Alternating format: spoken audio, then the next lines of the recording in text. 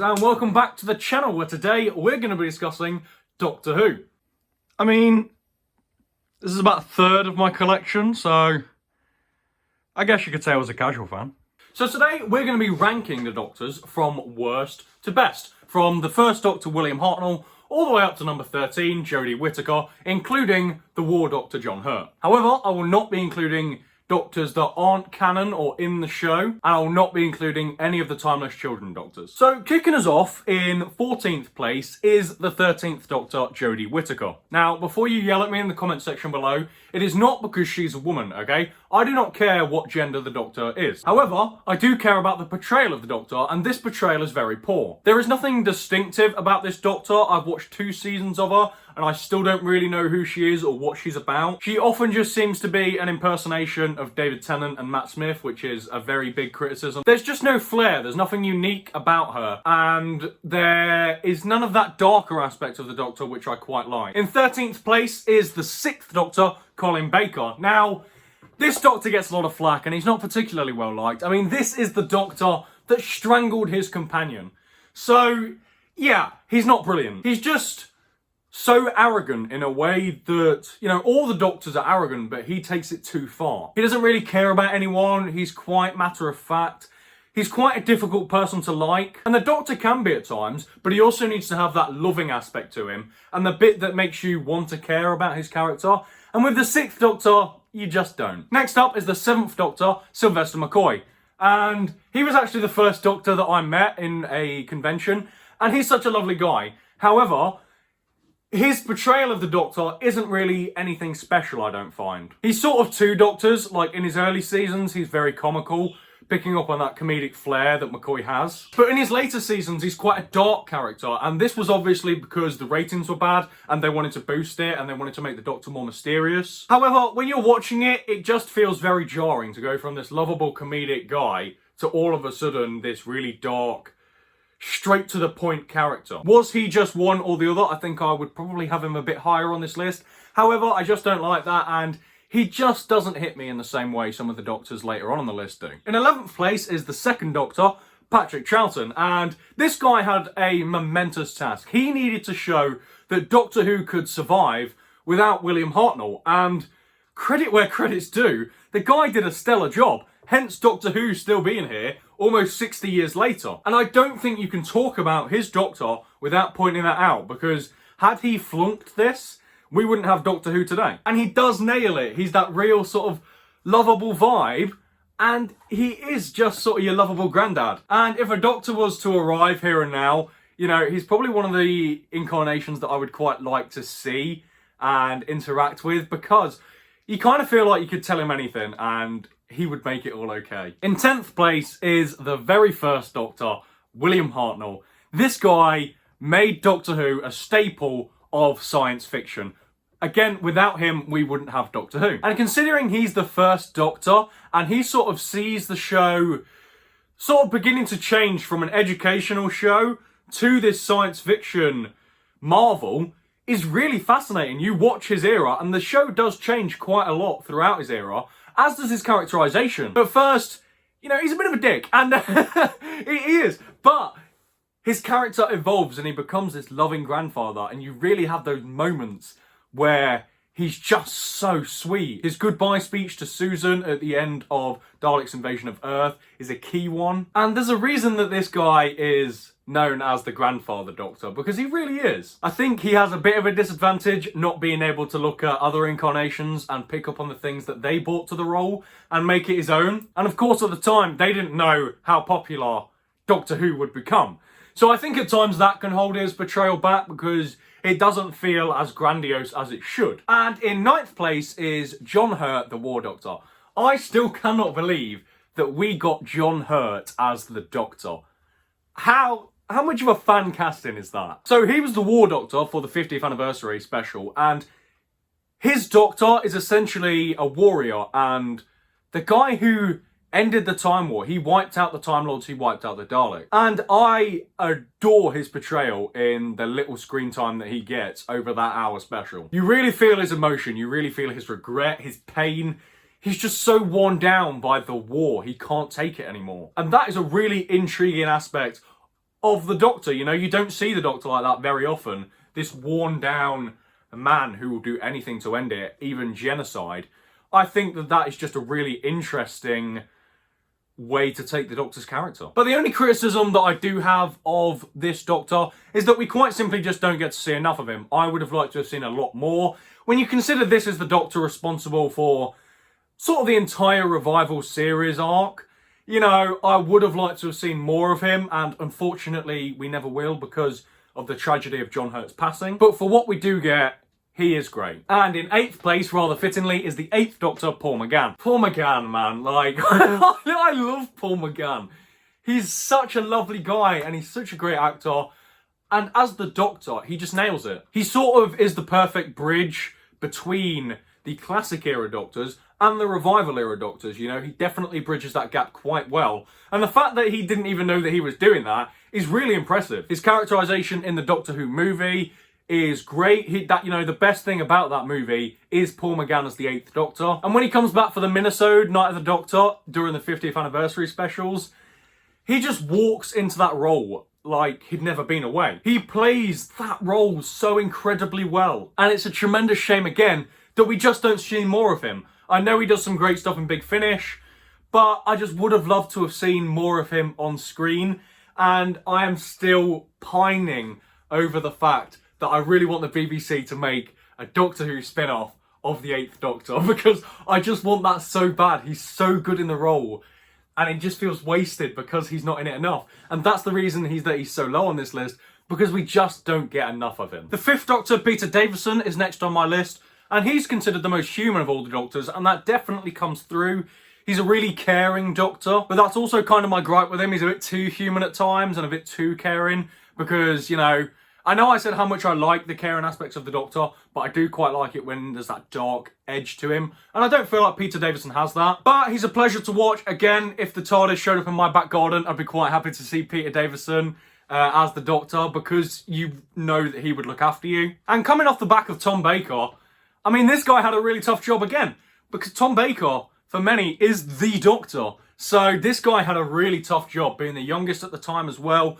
And he does do a really fab job. He's a great Doctor. 6th place, I put the 12th Doctor, Peter Capaldi, who is just a stellar actor. Again, a real fan casting. This Doctor really goes on a journey. You know, his first season, he's a really sort of dark sort of man who's questioning his own identity. The second season, he's a little bit having a midlife crisis, and he's sort of going through realising who he is and that he can be good. And in his final season, it's him embracing he is the Doctor. And that is a real great arc, you know. People say that he's 3 different Doctors, and I know that was my criticism of Sylvester McCoy, but for me, Peter Capaldi and his journey, it fits. And watching those 3 seasons and his arc throughout, it is a joy. And by the time you get to Twice Upon a Time, that feels really earned, you know. You don't want him to go, and you look at him and you're like, you are the Doctor. The 3rd Doctor, Jon Pertwee, is in 5th place for me, who is the James Bond of the Doctors. This guy's so cool. Like, no one else could pull off a cravat and all this flary shit and all that, this, that, and the other.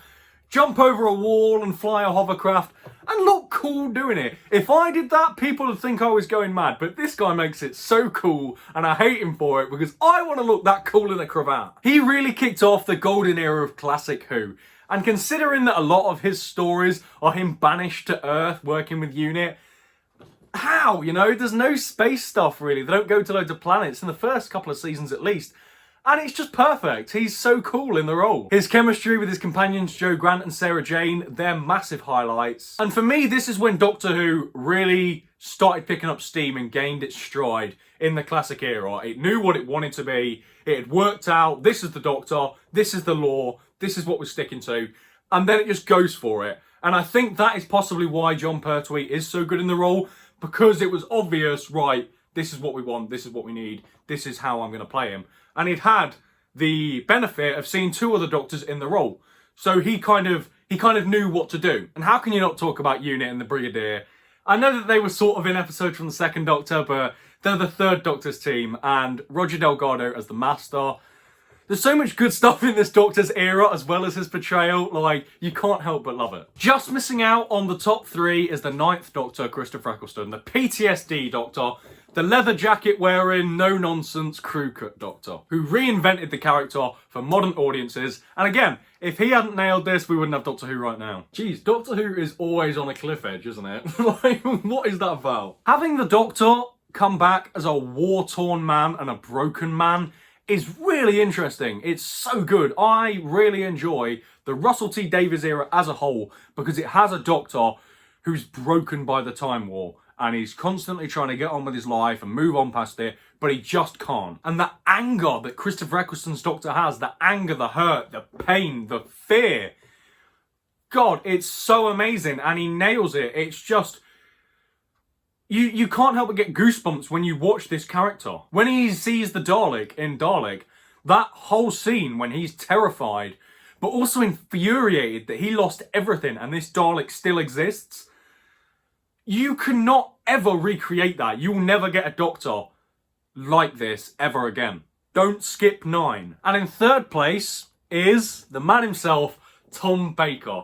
The definitive Doctor for many people, and I won't argue with you because there's a reason that when you think of Doctor Who, you think of Tom Baker or someone else who's almost on the list. You know, you think of the scarf when you think of the Doctor. You think of this quirky guy who's really alien but has a bit of a dark edge.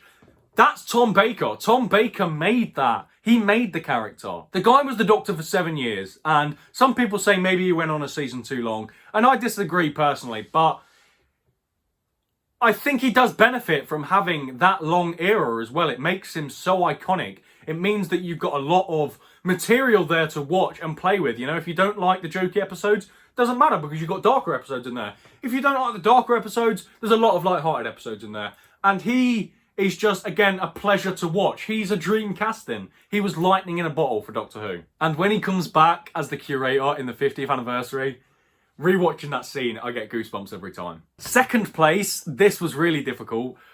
But in second place, it is the 11th Doctor, Matt Smith. The fez-wearing Doctor, the bow ties are cool. He's so fun. I so enjoy watching this Doctor. I go into an episode and I come out of it with a smile on my face. He's just so fun. He's jumping around. He's that sort of fourth Doctor element of he sort of plays off like he's an idiot, but actually the smartest guy in the room. And he uses that idiocy to sort of trick his enemies into underestimating him when really he's the one in control. He acts like a kid and he does that because he doesn't want to grow old, you know? He's old and he's fed up of growing old. So he's decided, well, I'm going to act like a kid.